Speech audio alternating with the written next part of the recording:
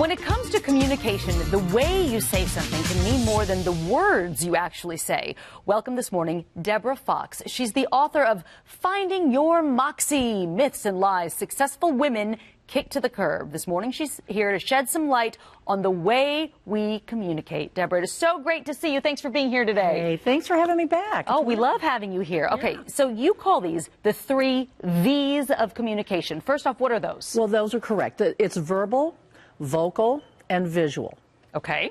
And those were actually developed by Dr. Albert Mehrabian. And Dr. Mehrabian actually wrote a book called Silent Messages. And in his research and his development, he determined that, you know, we used to call it verbal and nonverbal. Right. Right? That was a term we used all the time. Well, now we call it verbal, vocal, and visual. He determined through his research that when people communicate, that my likability, if I communicate to you, you will like me. 7% based on my verbal, the choice of my words and grammar. Okay. 38% based on my vocal projection, that's tone. And 55% based on, guess what? Visual. Yeah.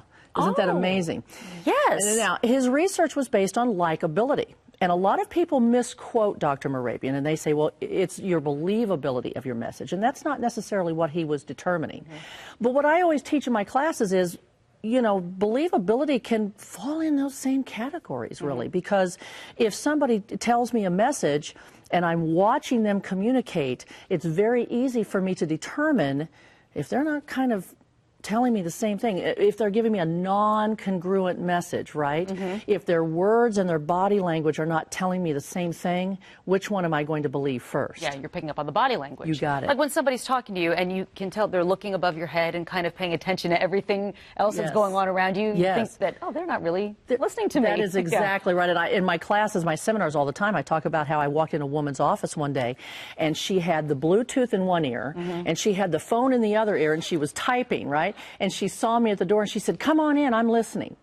And I tell people all the time, I was pretty sure she was listening, I just wasn't sure to whom. Yeah, right. Because I was sure it wasn't me, right? And so even though she told me she was listening, her body language was giving me a very clear, different message. Because people are watching what you're saying. Absolutely. In my book, you know, I share Moxie Minutes, and one of my Moxie Minutes all the time is people are watching what you're saying. And, you know, we hear our grandmothers, I talk all the time, our grandmothers have told us and our mothers have told us for years, it's not what you say, it's how you say it. Well, that's the 7% and the 38% that Dr. Mehrabian discovered. But I always say what people are watching what you're saying. What people see is what they think they're getting.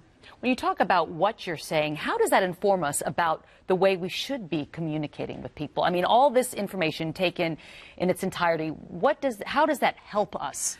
Well, it helps us in 2 ways. Number one, I think it helps us to better project. What's the message I'm trying to give?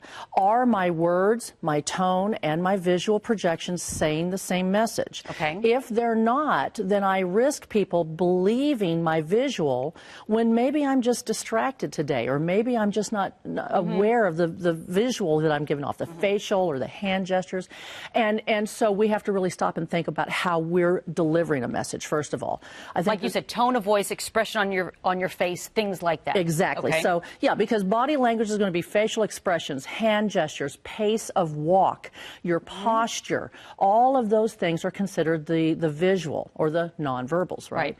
But I think the second way it benefits us is that we can better read other people. So, for example, when I'm doing management classes and I talk about how to interview people and the things that they need to watch for when they're interviewing people, because people will give you signals. Like what? Yeah, this is good. I know, this is good stuff. You know, people will give you body language signals. When you ask people questions, they will look up in a certain way to recall information. They will look down into a side. It has a whole nother message. That's a whole nother segment, right? Right. But it gets very intense. And so if you learn how to read body language, people can tell you a message all day long, but what are they really telling you? And that's what we're talking about. Oh, that's good. Okay, so we're talking about face-to-face communication, but what about over the phone? Yeah, over the phone, clearly we lose visual. Okay, so we still have verbal and we still have vocal. So now the question is what becomes predominant, and that would be the vocal. Right. Right? Okay, makes sense. So your tone over the phone, and I always jokingly say, God gave me 3 sets of vocal cords. So when I'm on the phone, I have to use my whisper voice. So I talk like this when I'm on the phone, because if I don't, people think I'm yelling at them over the phone. And I'm sure people out there can relate to that. So you have to be aware of your tone over the phone. And then, of course, the next logical step is, what if it's a written communication? Yes, what about email? Yeah, written communication, emails, reports, formal documentation, letters, memos that we send. People will say, well, the visual and the vocal's gone. In theory, yes. In reality, no. For example, if you type something in all caps, what people see... You're yelling at me. You're yelling at me, right. And so we still have to be aware of the nonverbals through the written communication. How we type. Did we use 52 exclamation points when one would have done just fine? Right. Are we using $200 words when a $20 word will do just fine? All of those things can affect how our message is being interpreted. That's good stuff, Deborah. Good stuff. All of this really can help you in your professional relationships and personal relationships, too. Absolutely. Absolutely. And so we have to understand there are 3 V's. Verbal, vocal, visual. Be aware of the visual. That's the one that throws us off all the time. And it affects both relationships. Absolutely. Deborah, thank you so much. Yeah. Deborah Fox is a speaker, trainer, and author. Log on to imagedevelopmentgroup.com. imagedevelopmentgroup.com for more information. Deborah, thank you so much. It's great to see you. Thank you. All right, still to come on